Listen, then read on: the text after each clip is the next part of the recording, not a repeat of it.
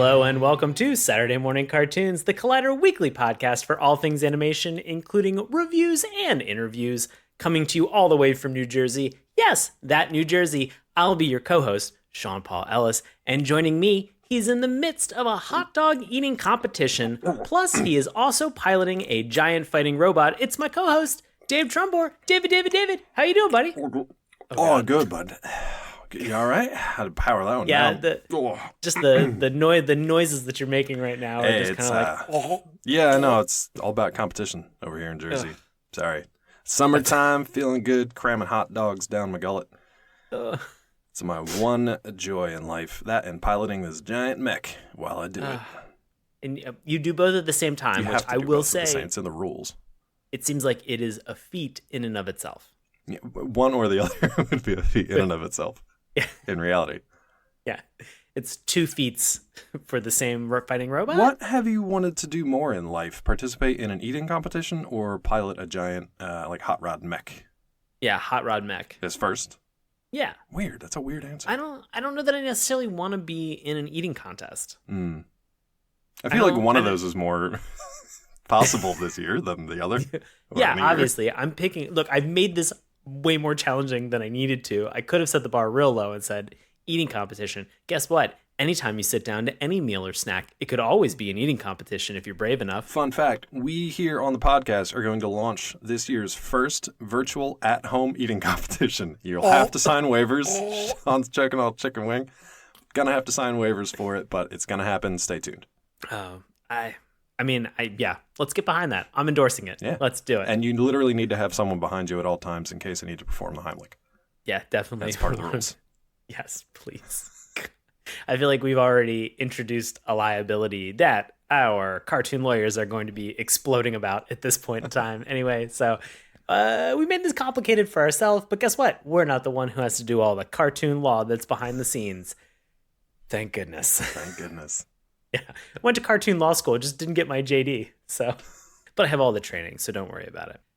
We bring this up and we mention all of our cartoon lawyers because today we want to talk a little bit about the fact that we've gotten some listener suggestions. Yes, we have gotten some call-in listener suggestions, and we had somebody who listens to the show reach out to us and make a recommendation. Who is that person? It's Jake. Jake messaged us and said that we need to watch MEGAS XLR. So let's actually hear from Jake in his own words. Yeah. So Jake, take it away. Hey, my name's Jake. Cartoon I want y'all to watch is MEGAS XLR. It was on like 2004-ish, and it's just a huge send-up at every giant robot cartoon ever. I don't know, hard to describe. It's like, it starts out with like big space opera, and then it just focuses on New Jersey. And yeah, I mean, it had like Bruce Campbell and Michael Dorn do voices, and soundtrack was pretty awesome. But yeah, I think you guys should check it out. It seems kind of like right up your alley. But yeah, definitely check it out. Thanks. Thank you, Jake. I love it. Space opera to New Jersey. What's not to love about that? That's kind of, I'm assuming, how the rest of the galaxy just kind of focuses on Earth in general. They're like, we could have them participate in this larger space opera, but at the same time, we're just going to concentrate and focus solely on New Jersey. It's going to be really sad when we find out one day that like Earth has been the New Jersey of the universe, and everybody just kind of ignores us until we get ourselves together. Wrong? As somebody who was born in New Jersey, I grew up a stone's throw across from it, so yeah. Yeah, and has family there. Same. I don't think there's anything wrong with New Jersey. No. I think New Jersey's a great place. It gets a bad rap. I should also mention that that wife and friend of the show, Melanie Harker, is born and lived in New Jersey for a very, very long time. And is currently standing behind Sean in a threatening manner, which has no bearing whatsoever on the words he says next. It's just for the Heimlich, just in case anything happens. She's following the rules of the virtual at-home eating competition. She is a rule follower, and she is also very concerned about my health and well-being. This week, gang, we're eating Scrapple, so prepare as much as you have available, and we're going to kick this thing off in style. But during this time, in this pandemic, Dave, I don't know if people are going to be able to readily find Scrapple. Scrapple's literally the only thing that you have left laying around. Thank you. I was going to say, or it could be the opposite, where you're just finding way too much Scrapple. There's so much. And remind me, Dave, because we've talked about Scrapple on the podcast before, what are the key indicators and factors that you should look out for on Scrapple? Yeah, so the first is sight, right? Visually. Right. Should be gray. Yep. Not making that up. Should be gray with little flecks of black for the flavorings. 100%. Don't get the yellow because that's too much cornmeal in there. Not making any of this up, by the way. These are legitimate things. This is, if anybody's ever just like, I wonder what it's like to grow up in Pennsylvania. This is a distillation of what it's like to grow up in PA. Now, what's funny, though, is tying this together in the most bizarre way possible. A friend of the show and brother of myself, Andrew Trumbore, actually participated in... and attempted murder, Andrew. Attempted murder of Sean specifically, just to get that across. Just Sean, so everybody else is fine, as far as I know. He participated in eating competitions years back, and he actually did really well, not surprisingly, until he hit Scrapple, because he did not eat Scrapple like I did growing up. So I got very upset with him for not winning the Scrapple eating competition. I was like, what is wrong? That's the only thing we do. It's the only thing this family does is eat Scrapple. How could you not? He crushed like spaghetti and meatballs. I forget what else he had there. Like just bar food. But the Scrapple took him down, man. Wow.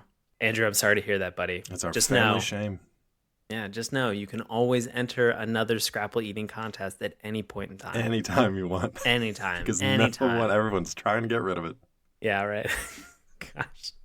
Well, as we pivot from your brother and we focus on Mr. Jake, our friend Jake, he has recommended that, as we mentioned, MEGAS XLR. If you are wondering what MEGAS XLR actually means, don't worry. We'll get to that in just like a couple minutes. But you might also be asking the question, I have a cartoon that I want to recommend because legally, Dave and I, as according to our cartoon lawyers, have to then go in and actually do that as a part of the show. That's right. It's very, very easy. If you want to recommend a cartoon, go to the bio in any of our social media accounts, click the link tree, and then there's a button in there that says recommend a cartoon to us.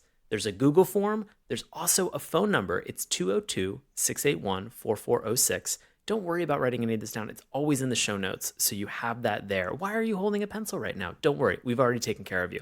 You can call us, leave a message. I get an email that you left a message, and then we include it in the show in the exact same fashion that we did with Jake. It just ensures that you get the proper shout out. Plus, we want to know why you love these cartoons so much as well. So thank you.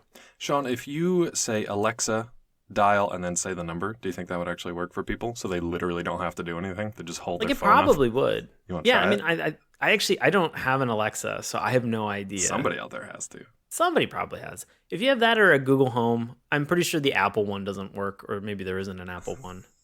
Who knows? Who knows about technology? Don't care at this point. You can just ask Siri to do it for you. Perfect. I say that, and then I immediately look at my phone as like, what, are you going to start something? You gonna start going right now? Start a playlist. Good. Don't worry. For tonight, we are going to be talking about mechanized Earth Guard Attack System - Extra with the X. Large robot MEGAS XLR. Now I get it. For this evening. Yeah. Don't worry about it. Now I get it. It's a really long-winded way to get to it. Yeah, it's like adding one of those little grabber arms kind of style. Like, get it? Like it's that kind of like that little bit of a fatty grunt, kind of like, regardless. It's true. To break down, though, a little bit about MEGAS XLR and the synopsis of the show, we're going to turn this over to our buddy, our favorite, Bobby Anthem. He's going to break down a little bit more about MEGAS XLR. So, Bobby, take it away. In the year 3037, Earth is fighting a losing war against the Glorft, a hostile alien race led by Gorath. In a last desperate attempt to save the planet, the human resistance steals a prototype mecha robot from the Glorft and modifies it into a powerful war machine, renaming it MEGAS for Mechanized Earth Guard Attack System. Their plan is to use a time-traveling device to send MEGAS and its assigned pilot, Kiva Andrew, 2 years into the past to the Battle of the Last Stand, which was the last major offensive fought by humanity against the Glorft. Humanity lost that battle, but the members of the Resistance, particularly Kiva, believe that MEGAS can tip the scales and hand the Glorft a decisive defeat. Thank you so much, Bobby. We appreciate this as always. And Dave, this goes to the big question that we always have. Yeah. Where would Bobby go in this show? I was hoping that there would be more than just one hot rod mecha robot. I was hoping that there would be like a team of them. Now, granted, we only watched one episode, so maybe there are in the 2 seasons that this had. But I feel like he'd be a pretty cool driver / pilot of a secondary mech. I feel like our first guy here was pretty cool. He had a New Jersey style. He's definitely got a personality of his own. I would like to see Bobby as like auto mechanic / mech pilot and see what kind of style he brings to his own bot. Ooh, I could see that too. I like to see that as like a team up. Maybe they aren't friends at first. Maybe they duke it out in the streets of New Jersey, and then they end up, they got a lot in common, and now all of a sudden they're bros, and then they have to fight, aliens who invade. This thing writes itself. So yeah, just let Bobby in a mech and let him duke it out. And if you were to ask me the same question, I'd be like, Dave, you said it more eloquently than I ever could have imagined. So yeah, ditto. So perfect. Yeah, that's it. That was easy. Yeah, simple. Nailed it. As Dave mentioned, we watched one episode of MEGAS XLR. So everything that we're going to discuss tonight is going to be about this one single episode. And we went according to the highest rated episode that's on IMDb, which has a 9.0 rating, which is awesome. Pretty solid across the board just for the season in general. It's in the 8s. Yeah. So it's unusual for a show that we watch on this podcast, which is refreshing sometimes. So thank you, Jake. Yeah. So, I mean, let's give Jake some credit. Yeah. Let's not give him all the credit yet. I mean, we are being forced to do this legally, but we do appreciate that you tried to pick a good cartoon. Yeah. Right. Yes. Thank you. We watched the episode Bad Guy, which we will talk about in just a moment. But to give you a little bit of breakdown, if this is the first time you're ever listening to the show, we are going to talk about MEGAS XLR with respect to the good, the bad, and the LOL. Wait, isn't that a spaghetti western? It would have been a really funny one, and I don't think Clint Eastwood would have had any of the patience that we have with some of this stuff. So, no, we are going to talk about the good, what actually worked for this cartoon, what we found to really resonate with us, things that we found to be really enjoyable. We're going to talk about the bad, talk about the things that didn't hit so well, that we weren't 100% interested in. Some constructive criticism. And then finally, the LOL. What made us laugh, whether it was intentional or unintentionally. This is all kind of packaged and sandwiched in between the idea that we know that a lot of time, energy, money goes into actually making these cartoons. Granted, we're watching a cartoon that's been out for what? This has been like over 20 years? Almost 15 years, I think, at this point. Yeah, it's 2004, 15 years at this point that this cartoon has been out. So, I'm sure that those creators are just like, oh, yeah, great hindsight. After the fact, gang. Thanks for listening to the podcast, though, guys. We appreciate it. Yeah, we really do. So let's get into MEGAS XLR. Yeah. Dave, let's talk a little bit about the good. Sure. Anything that immediately jumps out at you that you were just like, oh, yeah. Yeah, I mean, first of all, it's a Mech series, and we've done an entire... Didn't we do an entire month on Mech series? We did an entire March Madness at one point. Favorite? Yeah, we did Mecha March Madness. Let me break that. Let me pause for a couple seconds. Meaning that we watched 8 series in the space of 4 weeks? Yeah, we did. Yeah. But you and Tony Lazzaroni just crapped all over Neon Genesis Evangelion wrongly. And I think a lot of people hated on it and then watched it on Netflix when it came out and they were like, "Oh no, that really is actually a pretty good show." Yeah. No, yeah. I mean, I admit that Sean was fully in the right on that one. I'd love to go back and like re-score that one and still weight the points in my favor, but give Sean a few more.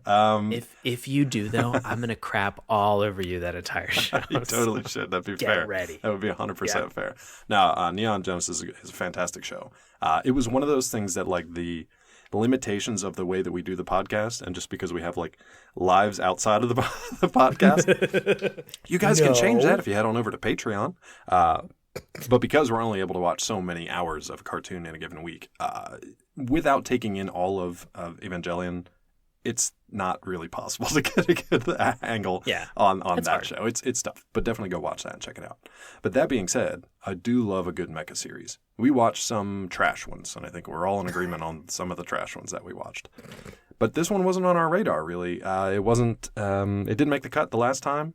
I do remember kind of coming across it in just like general life in the mid-2000s, but it wasn't something that grabbed my attention. So I'm glad we got a chance to check it out now, because it actually is a lot of fun. And one of the best things about it, I think, is the design and the humor based around the mech itself. Right. And if you haven't watched the show, that might sound kind of odd. So the idea is that this show was kind of dreamed up by a pair of creators who loved anime and mech shows just like we do, but they wanted to make kind of a funny, spoofy, but also action-y cartoon that poked a lot of fun at the tropes, and this does it quite well. So I always appreciate a show that's funny and action-packed, but like knows its stuff and knows its history too. So for me, that was very apparent even from the theme song. Even as you mentioned, just the design of this, Dave, it sort of looks like a mashup between a Guy Fieri shirt, Optimus Prime from a Michael Bay movie with all the different flames that everybody was like, oh no, I don't like that design. Like a bowling t-shirt fashion that became popular in like the early to mid 2000s. This thing might as well have like a big dog shirt on it at any given time. Oh god, like what were the ones that was like Big Johnson shirts that they had? I think so. Now we're getting close to like the Jersey beach wear of like. We're in Jersey Shack. right now, Dave. I so know. yeah, 100%. What was it, like Joe's Crab Shack or what was Yeah, Joe's Crab Shack is a restaurant. Yeah. Is that? Yeah, but I don't think they had dirty shirts. I think what was the one that had dirty shirts? The real kitschy dirty shirt stuff. Yeah, it was Big Johnson. That was like a surf shop. I'll have to go back and look. Dick's Crab Shack. Dick's Crab Shack. Because I 100% have one of those shirts from one of my many trips to like Maurice Piers in Jersey. Like, okay. Yeah. In addition to the design, though, it seems like there's like a lot of mall rats ideas that are kind of like implanted in this as well. And then, sort of a captain and the game master for the controls with the head of the car from Cadillac and Dinosaurs. Right. Yeah, there's definitely a weird mashup of stuff here, and I like the kind of like style and design. Like this whole thing starts out essentially as a custom hot rod that's in the process of being built, and then the Megas system is a little convoluted. As Bobby mentioned, this mech was sort of packaged up and sent into the past by mistake, and then it ends up being part of this hot rod, this custom hot rod. So it's funny to watch this thing kind of like trundle around the city and beat stuff up and just be awesome, but then also have like a classic car chassis kind of like as its head. So if you're into that, like if you're into the design, if you're down with this thing from the beginning, you're going to have an awesome ride as you watch this show. And for me, I was, because I don't take it super seriously. I can appreciate like a more funny kind of like mech series. I like the super serious like Gundam stuff where I can look at the blueprints and I can go right down to like every bolt and every frame and every piece of it. But I also like when they poke a little fun at it and just slap a hot rod together with a mech and see what happens. Sure. I mean, just the idea of when you think about, as Mr. Jake had pointed out, just sort of the idea of a space opera. You look at Gundam, you look at Evangelion, all of these things are very operatic in nature and just their storytelling. And so to lampoon something that takes itself so seriously is interesting. And to get the tone and to get the idea and have some jokes that actually like are fun and enjoyable within a cartoon. I'm like, okay, yeah, this does make sense. Yeah, and it works. Like if you can nail the tone, and the guys do here because they know their stuff. If you can nail that tone, it's going to work for most people. Once we get into the LOLs, I'll explain maybe why some of it works better than others. But for this particular episode, I loved that they throw you into. Presumably, you had been watching the show up until this episode, which we haven't. But they throw you into a spoof on the Gatchaman universe. And also, a little bit of Ultron stuff thrown in, a little bit of Power Rangers stuff thrown in with this space-based superhero fighting team called the S-Force. Normally, they don't really have anything to do with MEGAS XLR, but they're our introduction here because they set up the conflict to come. But I loved this tropey team unit that it was very familiar if you've watched any of those other, like, a bunch of kids get together and form up in a giant fighting mecha and then just like battle all across space. Like it's very familiar what they're doing here. Yeah. I will say something else that was very familiar for me here that I was excited about. A great theme song. Oh yeah. I was very, very excited about this, to break down everything about a theme song and to hopefully finish working on my dissertation to get my doctorate in theme song studies at some point in time. To go right along with your cartoon, JD. Yep, sometime. Look, I've been in cartoon school for a very long time, Dave. All right, I don't need any shade from you. Time loses all meaning there. It's like hammer space, but for time. Yep, exactly. It's just I'm just pulling out random degrees out of just my all backpack. Worthless. Hammer space. Yeah, nothing means or has any worth anymore. So, this theme song, I love this. It's a hybrid. So you have some dedicated animation, you have some that's recycled and reused from actual episodes themselves.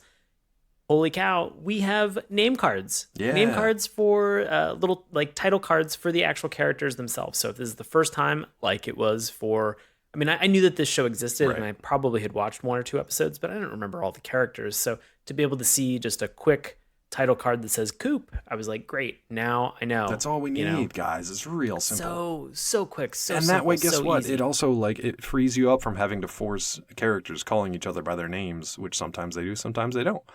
in every script. Like, if you assume that every episode is going to be the first time that somebody's watching it, a great way to get around that script hurdle, put it in the theme song. Yes. The song itself, the lyrics that they have in here, very fun. It just, you love giant robots is like a part of the chant that they have at this point. Guess what? I do. It's not even super a question. catchy. They're just telling us that we do. I'm like, 100%. I love the fact that it's just like, we love giant robots, you love giant robots, here come giant robots. I'm like, yeah, okay, now I'm ready for it. Like, this is a pretty quick, it's a pretty snappy theme song in terms of like time and like getting you excited for this. Part of it was because it felt like it had sort of some of that late 2000s kind of like punk music that was associated with it. A little bit of Smash Mouth in there. Little like, so it's on the edge of being acceptable socially. Yeah. It's really weird because the band that did this, Ragtime Revolutionaries, like, they definitely have a very punk vibe, and I feel like at some point somebody came up to them and said, "Hey, would you guys like to do a fighting robot theme song?" And they said, "Yeah, why not? Like, this sounds like a great idea." So, it felt a little bit rancid, like the band Rancid, not like gross Rancid. I was gonna say, like, for the kids out there who need context, not like Op Ivy, but like, obviously like Rancid as the band Time Rancid. Bomb. Yeah, Time Bomb. And so like Ruby Soho. Yeah, and so like, exactly. it was very catchy in that sense, but then like there was like a little bit of where they toned some of the like punk notes down and were just like, but what if we upped the Smash Mouth in this to make it a little poppy. more, a little poppier, just to kind of like make it accessible to kids. Regardless, if you've never heard Ragtime Revolutionaries, go and listen to them. The rest of their music and stuff like that is great. Nice. So I was really happy to kind of like get into like a fun, quick theme song. And here's the weirdest part about the entire thing. Okay. This theme song just gets to the very end. And Dave, do you remember what like the last thing, like all the music, all the lyrics, everything is done. There's like that final title screen where you get like the robot and you get everything. And do you remember what they do? It's not the title. No, it's just somebody just goes, nice. Oh, yes. I wanted to make a note of that, and I left it off. So I was like, I remembered it being cool. I just didn't remember why. Yeah. It was so that's kind of like emblematic of the rest of the show, though, because there are some weird things, like something will happen, there's a beat of silence, and then somebody's just like, yeah. Or just like, nice. Cool. Like, right. There's something to it that it's just the timing is well done, and they actually take a breath, which we talked about in previous cartoons over the years.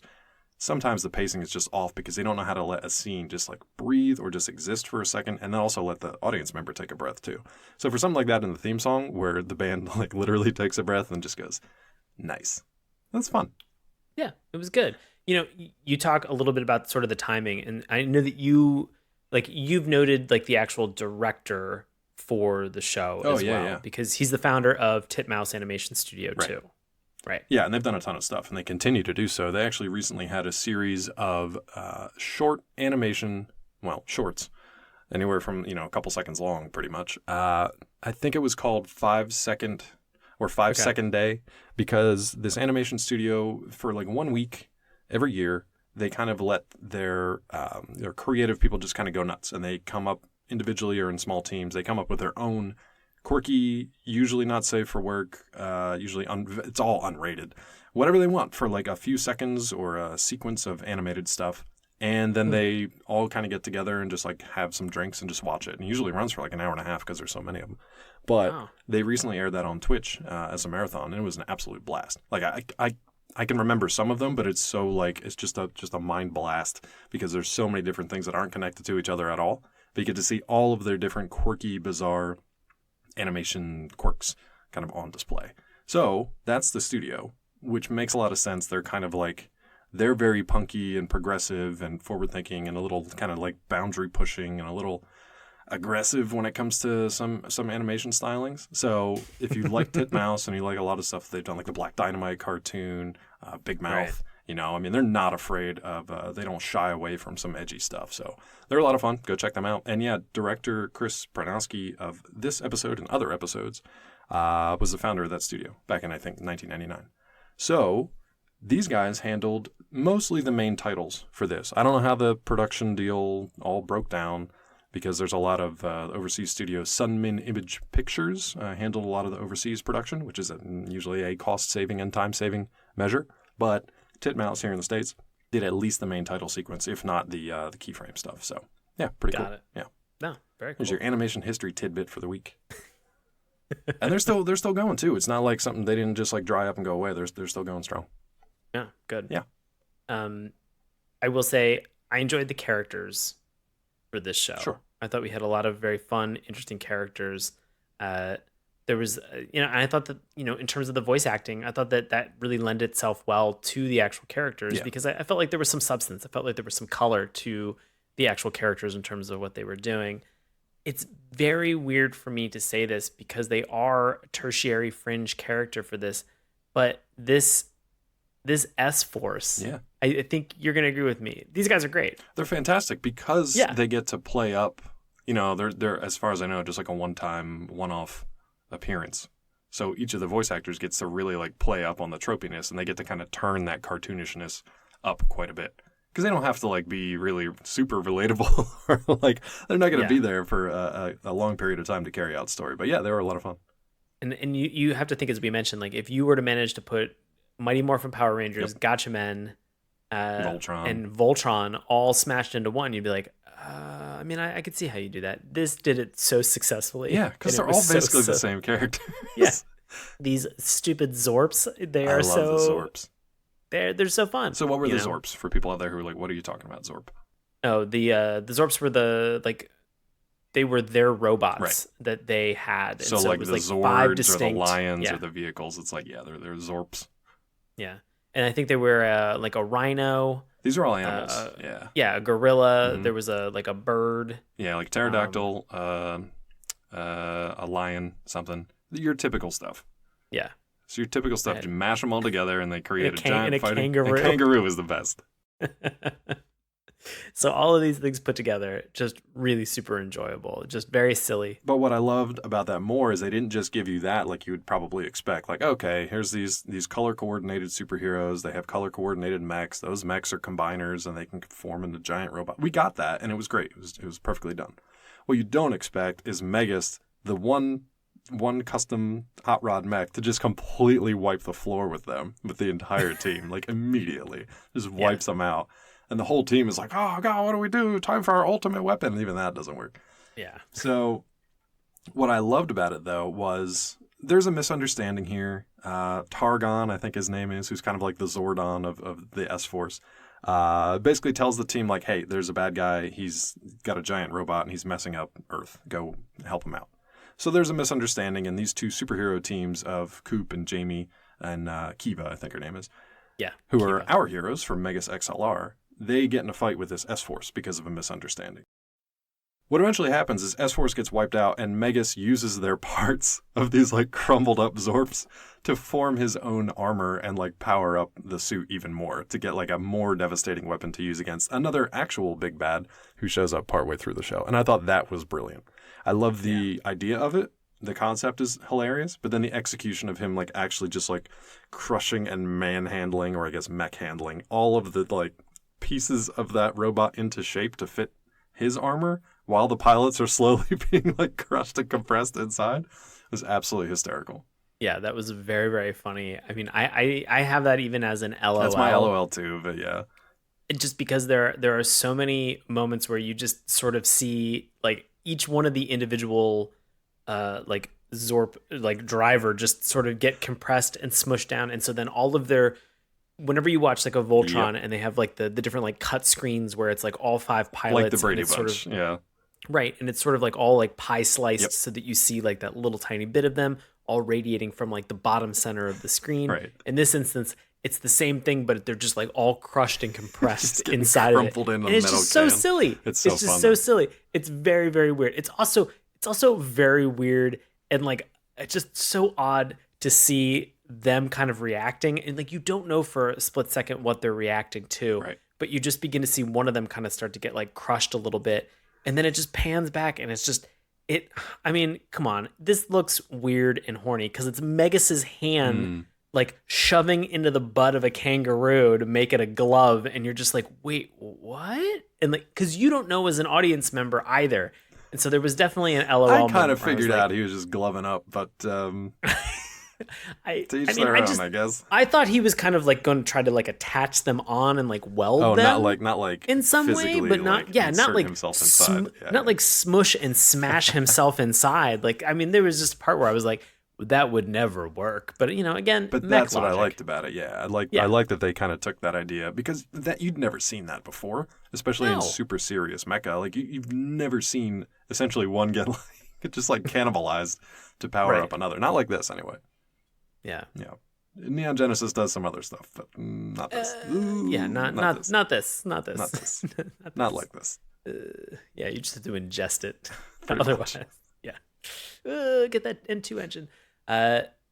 Anything else from you, Dave, regarding good? I think most of the rest of my kind of good leaning comments will probably be in the LOLs, because it's a very funny show. I will say that the action is pretty solid, though, too. There's a lot of really well-crafted and directed action sequences, especially for a very familiar kind of like mech fighting situation on the scale of like, city buildings and stuff where that gets knocked over. There were some fun sequences. But the rest I think I'll say for the LOLs. How about you? No, I think I'm good to move on. Cool. Talk a little bit about some of the things that didn't resonate with us. What's something that didn't quite work for you? I mentioned I really like the Coop character. Okay. We to kind of set the stage, like, he's in the midst, as we did our introduction with Dave of in an eating contest. This show just really seems to want to just make a lot of jokes about Coop's weight. Yeah. I'm on the fence because I don't know. He's the main character, and I like Coop being this kind of, he's a heavy dude. Like, he's the type of character that you would normally see on the team as the quote eater, the one who's always seen eating something, or like the heavy or the strong guy. He's basically like a trope that's usually on a team, but never the leader, like Hunk from Voltron or whatever you want. But this time he's actually the focus of the show, which I thought was pretty cool. And I liked his design. You've got some nods to the design that are a little, I think you mentioned it already, the Guy Fieri. Oh yeah, Guy Fieri. Guy Fieri? Guy Fieri. Guy Fieri. Fieri. Oh boy. A little Italian right on there. Little Italian flair on that. A little Fieri. Yeah. Anyway. Put a little red pepper flake on there. On there. Right. Anyway, he kind of looks like him a little bit. Yeah. So the rest of the characters have they almost look like the Code Lyoko kids, or they look like if the Daria teens were like now superheroes. They're a little disaffected. They're a little different from everybody else around them. And I was okay with it, but it wasn't my favorite. I'll just put it that way. Yeah. Not my favorite character designs, but I like that they're not your typical tropey leads for a show like this. Yeah. I mean, I like the fact that it's not the stereotypical, cast of characters that you would see. I think that's very fun. There were just a lot of points where it just seemed to kind of reinforce and linger towards jokes that were made at Coop's expense, just about how he's eating. Now, he handles it well, and he seems to be very understanding about it. But I mean, I counted there was probably like 5 or 6, like at least heavy or like big or like fat or appetite related jokes, to the point where, like, even the first one was like, okay, what do we, Well, the whole eating competition was pretty grotesque. Like, parts of it were funny. Some of it was just morbidly kind of grotesque. Right. I'm not sure if one of those characters actually survived. And like it's hard too, because I mean, having watched the full episode now, like I understand why they put in the information about the eating contest. It does have a payoff at the end. Do I think it's a super successful payoff? Questionable. It's just kind of like it's like, hey, we're in Jersey, so we have to have the like Coney Island hot dog eating contest. Right. With Kobayashi. No, with but the I mean like the knockoff, yeah. Yeah, with the Kobayashi knockoff. But I mean they do talk a little bit about, sort of when we get to the end, about like the matter antimatter riff that they have, about like, this is when Coop is like, oh, I know all about like eating, and how this comes into play. So there is sort of like a reason to have that as like an initial start to the story. Sure. I get that, but it's there's just so much about it, and I'm not even trying to be like PC culture. I mean, like, look, I'm a heavier kid, and like I make no qualms or buts about that. Like, I like to eat, I'm fine with that. There are just some moments in here where I was like, I get that maybe this was like mid 2000s of the time and something that, you know, they wanted to kind of joke about. And I get it. It's not done in like a super offensive way. No. It's just, for me, it was the pattern and the repetition of how often it happened that I was like, all right, like even if this dude thins out, like he's never going to escape these jokes on this show. Like it's going to be, I thought you were going to say he's never going to escape his genetics because he's not like a small person who put on a lot of weight. He's a big boy. That's all. Yeah. Right. It's one of those things where it's like, yes, it kind of defines your character because that's the way you quite literally drew them and then wrote them up. But it also sometimes feels like it's an easy out for jokes and stuff. So It's kind of like, well, if we get stuck here, don't have anything really interesting to say, we'll just do it like a fat joke or a food joke or something visual. I mean, they do that throughout this whole episode. I'm assuming they do that throughout the series. Otherwise, this one episode would stand out for weird reasons. Yeah, right. There are multiple like food binging moments throughout this entire episode, which honestly made me hungrier than they should have. I really wanted a bunch of hot dogs and then burgers at the end, but yeah, I don't know. It was I don't know. It was weird coming into it and not having watched the rest of the series up until this point to know if this is like a defining thing for Coop. Sure. Yeah. I think it's hard too because, you know, this isn't the only thing that defines Coop. Right. Like he's a talented mechanic. Yeah. He built a friggin' space mech and he's piloting it. Right. And he maintains it. Like there's a lot of other things that they could focus on, you know, like why is Jamie such a weirdo? Why is Jamie even in the show? Like I don't know what he does, and I don't want to like just like a friend. I guess that's what he made me think of, like Trent from Daria, because he just kind of like hangs around, but I don't really know why he's there, other than to make kind of snarky comments and then just be like really awkward around girls in a creepy way. Yeah. So obviously I didn't really like Jamie too much in this introduction. He doesn't do much. He likes a strong woman, but is pretty creepy when it comes to the Duchess. Who isn't, though? Who isn't? When it comes to the Duchess, I would be super creepy. And then that's a flaw. That is a fault of mine. I also serve most of the time no purpose. So yeah, maybe Jamie hit a little too close to home. But no, just in this episode, like he didn't offer anything, so I didn't really need him there. Maybe he does cool stuff on the rest of the series. I don't know. Let us know, Jake. Sure. Yeah. You know what else didn't need to be there? What? That Rocky Road joke.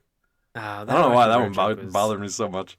It was because it's one of those things where, you know, you have Coop say something about like, oh, I could go for some more food, some ice cream, maybe some Rocky Road, and he's really hitting that home. And S-Force is just like, do you want some Rocky Road? And then they actually pick up broken parts of road to throw it at Coop. Now we know Magus. This is a children's show, and we're not children anymore, but.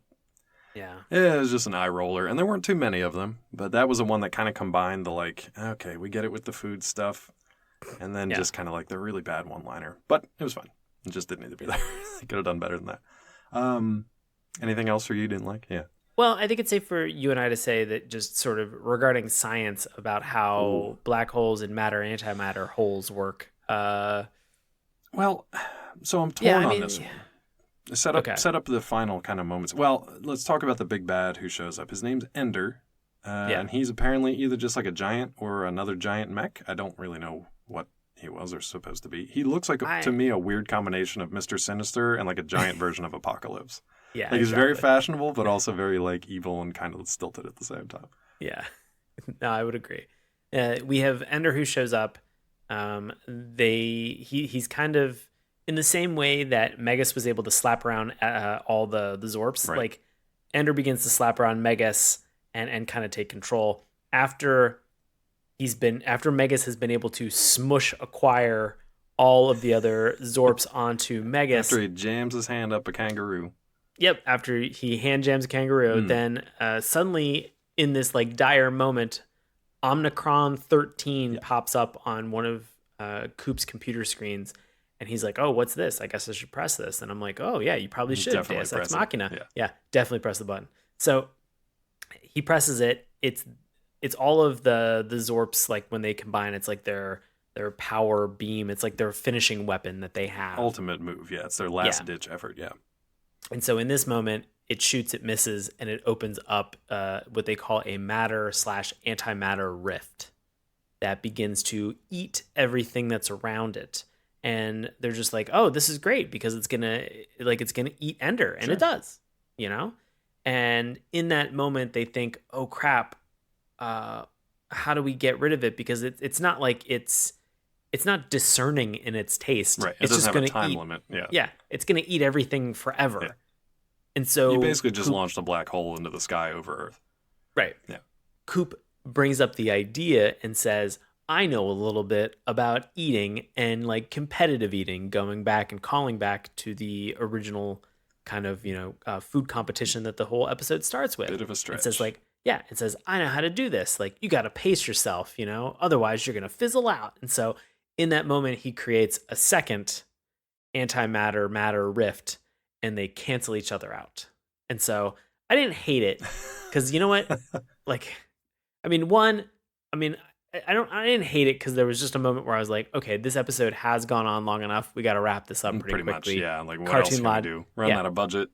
Cartoon logic applies. I'm totally fine with this. I do not like the fact, or I'm not super keen on the idea that they're just like, well, we'll have two things that'll just eat each other. I'm just like, you guys are just making another fat joke like at everybody's expense. Like a spatial, like an astrophysical level. Yeah, exactly. So, I mean, they do this. It's fine. It cancels it out. End of the episode. But it's not, because I don't know what the science is of this show and how this kind of works. It didn't bother me. I just saw that you had a question about it, so I was just I dug into it slightly more. So if it's a matter antimatter rift, that doesn't make any sense. It's got to be one or the other, because it would otherwise just cancel itself out. If it's an antimatter rift and it's drawing matter into it, at one point that would also probably just cancel it out. I would imagine if the energy balanced out in a way, it would just kind of neutralize. To me, they look more like a black hole. Like the way it kind of worked, it was just kind of pulling everything into like a swirling mass. Looked like a black hole.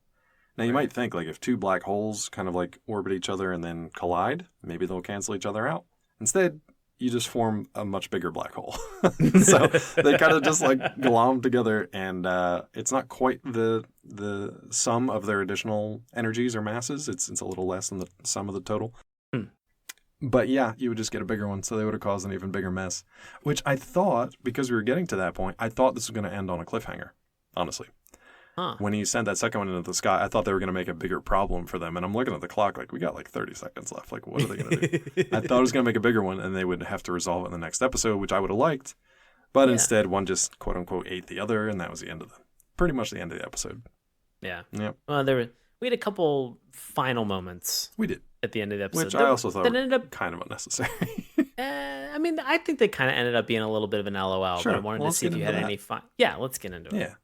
In those final moments, then, the whole S-Force team has actually learned some valuable, fun lessons from Coop. One could argue that they were... yeah. that they were taking down a few pegs to, lowbrow status from these, but... 100%. Yeah. No, so they... they're in the process of playing video games. They're eating these space burgers, which is a comment that they made at the very beginning about one of the characters not eating too many space burgers and being able to fit into his suit. More fat shaming. Fat jokes. Yeah.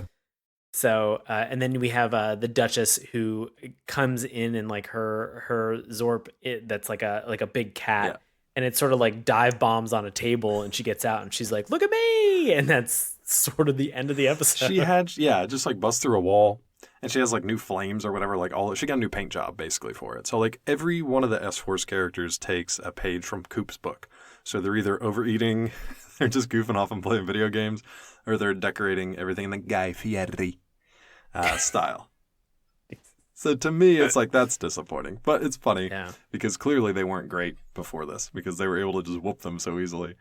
Even though it made no sense. It was kind of a circular logic because S-Force had defeated Ender.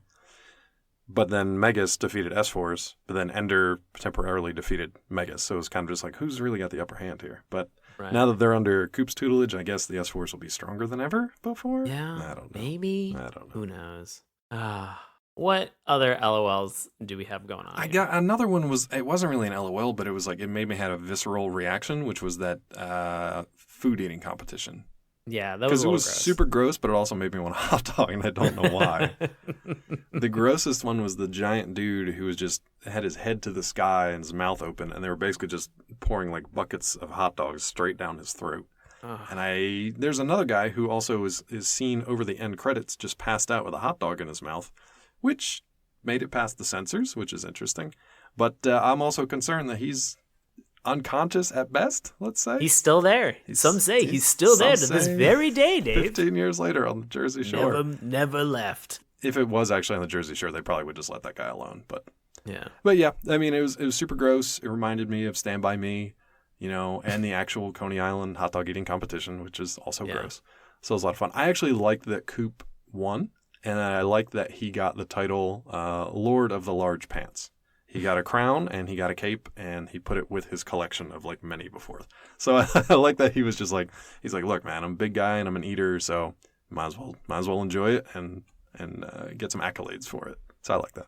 Yeah, I don't know. Again, it just plays into like the fat, like the constant fat jokes that they have in here. But I mean, it was low hanging fruit, and so was the Foley that is throughout this entire thing. There are farts, there are stomach rumbles, there are random squeaks, there are just like claps and just like other just goofy things. And I don't know why, but I thought it was really funny.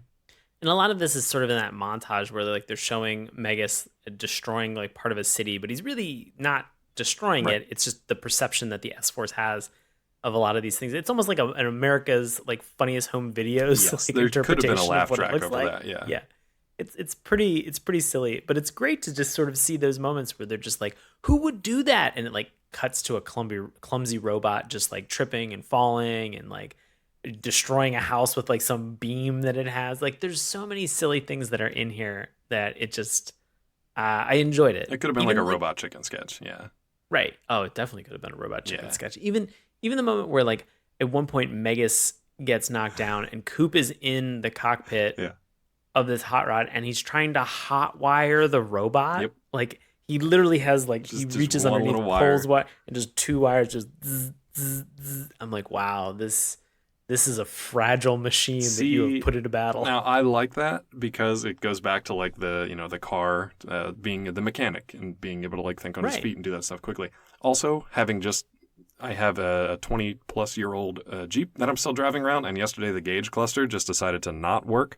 So I'm currently in the process of trying to like troubleshoot that. So I was just like, maybe I'll try this, and it'll turn into a giant mech.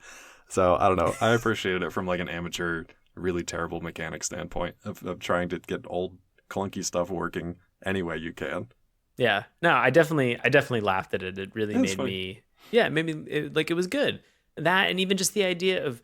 They're in this town, and Dave, you mentioned just with Ender like kind of knocking over buildings. At one point, he pulls out a sword and turns it into like an axe, and then just like lops buildings off like at their midsection. Right.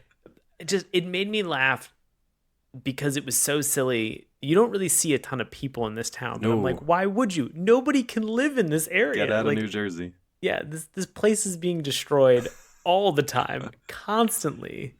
It wasn't like Superman Zod from Man of Steel. It was like. Nobody was here. Everything's fine. Everybody was at the beach, so you can destroy the city while everyone's at the beach. Right. I will say some of the stuff that maybe didn't land for people are, we've mentioned a bunch of them, but like the anime-specific jokes and tropes, it might just seem kind of goofy and kind of out of character or out of place or even out of context if you're not familiar with things like Gotcha Man, Voltron, even Power Rangers. Like if you're somehow not familiar with at least the concept of those shows, then this episode probably makes less than 0 cents. Normally it would make about 0 cents. This time, less than 0. So if you like that stuff and you don't take your mech stuff too seriously, this could be a lot of fun. Yeah. Any other LOLs from Some you, Dave? minor jokes. There was a couple visual gags. One was so again, I track my LOLs by the times I actually laugh out loud. One of them was a file transfer between Megas and the S-Force team. It just shows up his screen, and there's 2 folders. One says Megas, one says S-Force. And he just drags a folder and just starts copying from one to the other. I thought that was pretty good. Another one was a real quick shot when like the laser's going and the axe and sword battle and everything's taking place and everything's being destroyed. I think you do see like 2 people, and they're standing outside the Museum of Irreplaceable Art, which just gets completely decimated and destroyed. And that was a great just nod to exactly what you were just saying, how like these battles always kind of like destroy cities, but usually there's no kind of attention paid to them or even recognition that these buildings existed or that people lived in them or worked in them or whatever. So it was a nice touch at the end. Yeah. One more thing to bring it all home. Do you remember the final kind of sending off? I don't know if it was the final scene, but we talked about it previously in the Littles, surprisingly enough. Oh God, yeah, the stupid laugh end. The team laugh end. Oh God. But it works in a show like this because It they're does, making yeah. fun of shows like The Littles. Right. Specifically. Specifically, Man, the in Littles. season 8 of The Littles, they go to space and make giant robots that combine into a fighting little mega mech. Yeah, It's it's amazing. actually it's weird because they build a mech that's just literally a regular sized human being. It's almost the same size as like an average human being. It's like Kevin Hart sized. Oh Jesus! Why is such Kevin Hart hate today? There was a Conan joke and it stuck in my head. Oh, got it. All right. I think it was Makes the sense. first time I mentioned him too, so You've been crapping on Kevin Hart for many episodes. that's supposed to Dave. be off the record. Okay, well there you go. You had that whole review that you told me about the movie Central Intelligence. That's actually kind of true. Yeah. All right. Anything else for the LOLs? I think I'm tapped out. I think I'm tapped out too. It was funny enough for the whole episode that I had a good amount of them, and they definitely outweighed my bads, which is good. Yeah. Well, let's get into our recommendations. Yeah. If you are not familiar with how we are going to recommend or do our recommendation process, we'll break it down. We are going to recommend something, and we'll tell you why we think it's a good use of your time. You should go out and you should watch it. Easy. Recommend. We could say we don't recommend something, and we can give you a justification about why we think you could spend your time doing something else. We'll probably even make some recommendations about things that you should go do. If we don't recommend something, we can go one step further and we can give this cartoon the dip. It is the Who Framed Roger Rabbit style dip that they used in that with, and you can dunk that cartoon, erase it from the annals of cartoon history. We will only then negatively talk about that show ever on the podcast, so you don't have to worry about it. That cartoon will scream in the process, but you just got to Yes. tough it out. It's so sad. We don't want to dip anything, but at the same time, If we Hey. got it, we got it. we got it. So here we are tonight for Megas XLR. We have Mr. Jake making these recommendations. Dave, how are you feeling? Look, we are legally obligated to watch these shows. That doesn't mean we have to recommend it. It doesn't mean we can't dip it. Our lawyers Right. have explicitly written into our contracts, yes, you have to watch and review these shows. It doesn't mean you can't wipe it out of existence, so you never have to go through this pain again. That's true. Luckily, for Megas XLR, I thought it was a blast. I thought it was a really interesting, unique take on, decades worth of mecha anime and Super Sentai fight 'em up team ups. It's just a lot of fun, and I'd like to kind of watch more of this. So yeah, it's definitely a recommend. How about you? Yeah. I'm a recommend as well. Cool. I really enjoyed this. I thought it was very fun. I love being able to kind of spoof multiple different things at once. And there's that delicate balance between, are we going to kind of overload this show and add too much and kind of have it fall and like flat on its face, its robot car face, and not make any sense? Or is this something that's actually going to succeed at being able to blend a lot of different spoofs and genres all together into one show? And I think that Megas XLR actually really does a very successful job of being able to do this. I would like to actually watch more. Yeah, heck yeah. I'd like to watch it from the beginning and figure out what the crap is going on. Yeah, in the no, show. it's same. I also want to know why Kiva doesn't really do anything except kind of respond and react. I meant to mention that alongside Jamie, but I know she's a driving part of this series, so Right. and no pun intended, but I'd like to go back and see how she gets involved. Yeah. I get the feeling like she's in a lot more of the other episodes. Yeah. I feel like this episode particularly, she just did not have a lot to do. I'm hoping the same for Jamie. Yeah, same. I hope that there's some contribution from Jamie in any Do way, shape, or something, form. Jamie. I don't have high hopes though. He does seem like the slacker, which is a weird contribution in and of itself. Right. No. Well, I mean, I feel like slackerdom would have been like more of a 90s thing, and for some reason it just lingered into the mid 2000s. Yeah, I think that probably has to do with the creators maybe pulling some of that stuff over. Because remember, a lot of these jokes will reach back 20, 30, maybe even 40 years at that point. So, Yeah. We'll watch some more. Yeah. Thanks, Jake. Well, hey, Jake, guess what? We did it. We watched Megas XLR. Thank you so much for your recommendation. Jake, you If are on you're a listening- recommendation cooldown for the next 6 months. What? Not really. I made that up. No, at this point, it's like, hey, Jake, message us with some other stuff. that we Yeah, can tell us watch. more stuff, Jake. Yeah. We watch some real stinkers sometimes, so help us out. No more here, friend. Canadian stuff for a while. We're on Oof. a 6-month Canadian cooldown. Yeah. Jeez. Oh, jeez. Yeah. Oh, geez. Well, thank you so much, Jake. We appreciate this. If you are listening and you want to make a recommendation, absolutely, please go on our social media. You can recommend a cartoon for us to watch, or via the Google form, or you can dial 202-681-4406, and you can leave us a voice message, as you heard from Jake today, for MEGAS XLR. And again, we are legally required by our cartoon lawyers to watch those episodes. We don't want to do it sometimes, but again, we have to. This is the life that we lead now for this show. Otherwise, we go to cartoon jail. Yeah, and I don't want that. It's Dave not doesn't a good want that. place. Yeah, I don't want to pay cartoon bail. No. It's a lot of stuff to happen. Mm-hmm. Too much. Well, you heard him on this episode, our buddy Bobby Anthem. You can hear him on his paranormal podcast, Inhuman Experience, with his co-host Bobby Blades. You can find them on Twitter at IEXP_podcast. Bobby also has a solo show that's called In Search of My Lost Soul. It's actually on hiatus right now, but it will hopefully be coming back at some point. But you can check that out in the same stream as Inhuman Experience podcast. And you can find that on Apple Podcasts, Stitcher, just about anywhere else podcasts are found. Dave, what do you got going on? Oh my God, it's crazy. Everything's different. So much has changed. Really? No, not at all. So you can still find my nonsense over at Collider.com. Follow me on Twitter at DrClawMD. And if you got a ton of time on your hands, nothing left to do, and you're climbing up the walls, if you want to read, check out The Science of Breaking Bad from MIT Press, available wherever Dem Books is. What are you up to, bud? Oh, man. I usually say, as always, I perform live improv comedy. I'm not right now. You're not. Yeah, we can't. Nope. We technically can't. We're just gearing up for that at-home eating competition. Yeah, exactly. Mm-hmm. I do typically perform live improv comedy in Washington, D.C. with a group that is called Nox. That's NOX exclamation point. There are no tickets and times, but you can still go on witdc.org. You can support them. You can donate there if you so choose. There will be shows that come up at some point in the future. And they will have hot dogs. Yes. I do an improvised comedy podcast that is called The Bureau. If you like Earwolf's The Teacher's Lounge, it's in the same vein as Teacher's Lounge. It's just with 4 people who all happen to record a podcast at the FBI in the J. Edgar Hoover building. You can check that out anywhere that you listen to podcasts. Again, that is called The Bureau.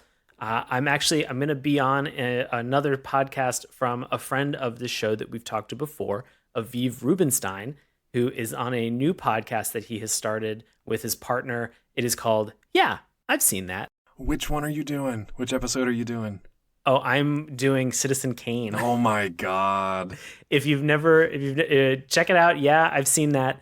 It is a podcast where Aviv and his partner Leanne ask you to describe a movie that you have actually never watched, but is like very popular and prominent in today's culture. I've actually never seen Citizen Kane, so it's me describing what I think Citizen Kane is about. Don't worry, I linked it to cartoons, Dave, because the only thing I know about Citizen Kane is from the Tiny Toon Adventures spoof that they did of it in the early 90s. The hardest part about this, because Aviv reached out to me too, and I think we're going to try to do 12 Angry Men, which I've never seen. Oh, God.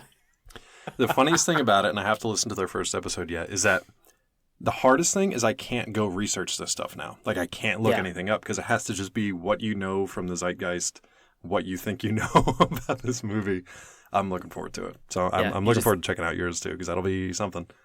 Oh, and Melanie Harker is going to be on an episode as well. She is going to be talking about Silence of the Lambs. Oh, boy. So, yeah. This should be good.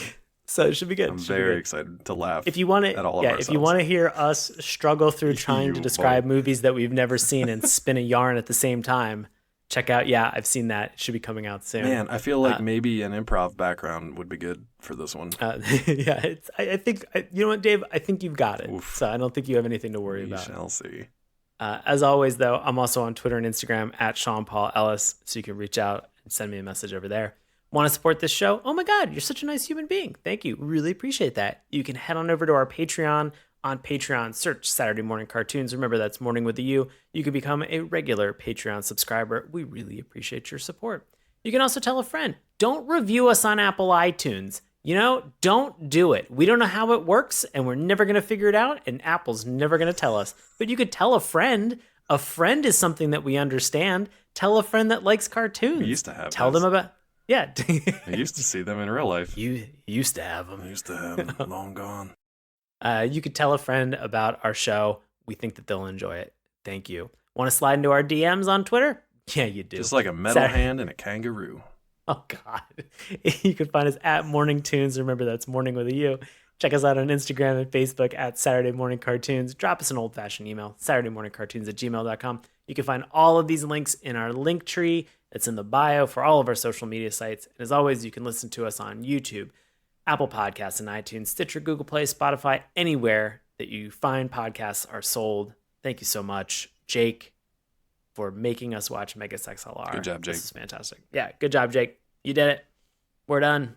We're going to talk to you next week. We appreciate it. Stay safe, everybody. Nice. I've been waiting for an hour to do that. Hey, everybody. Thanks a lot for listening to Saturday Morning Cartoons. Now, if you'll excuse me, I have to transform and roll out.